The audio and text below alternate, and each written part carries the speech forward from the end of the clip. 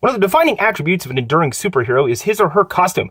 The good ones will live in our hearts and minds forever. The bad ones can cause a character to be burned into our brains. Here are the top 5 worst live-action superhero costumes.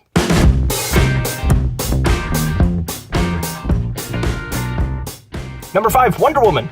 Say what you will about the cheese of Lynda Carter's 70s Wonder Woman series, it has a certain undeniable charm. What most people don't know is that it was DC's second attempt at the character.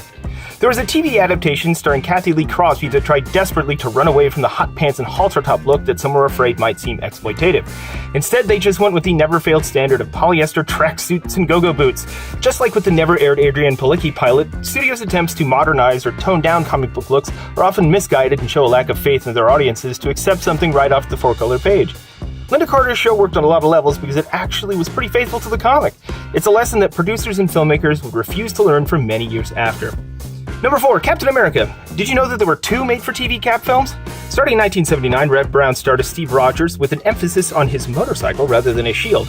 As such, the movies attempted to make audiences buy the hooded mask concept by giving him a permanent bike helmet. Much better. Another horribly misguided attempt to make his look less comic booky. The suit shifted the red and white stripes from his midsection to striped suspenders. The only even moderately cool part? His shield had clear stripes instead of white, so it could become the windshield on his bike. At least that's something. Number 3, Doctor Doom. Josh Trank's Fantastic Four is a dumpster fire. Let's just be honest about that.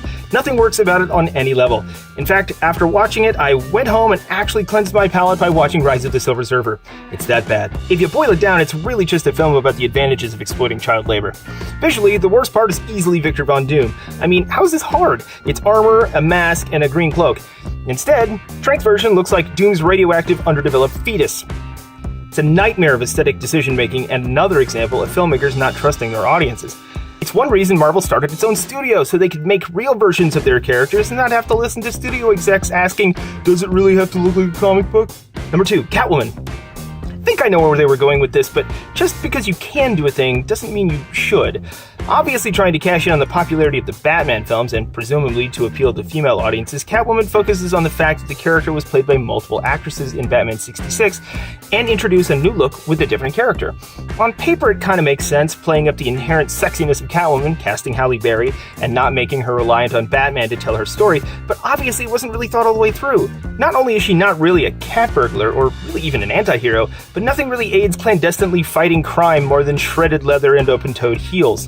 They traded logic for sex appeal and plot for I still don't know what I can tell you there. Number 1, Batman and Robin.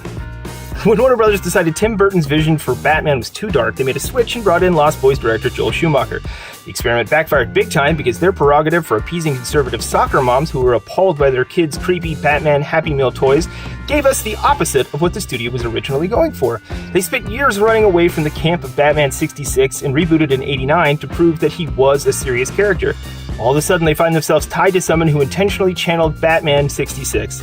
Rife with gay innuendo and schlocky affectations like secret ice skates in their boots, Batman and Robin were suddenly jokes on screen again. Though Schumacher inexplicably kept the Batsuit black, which was first introduced by Burton, he added his own personal stamp to the costume, even through various and unnecessary wardrobe changes. Schumacher's pièce de résistance?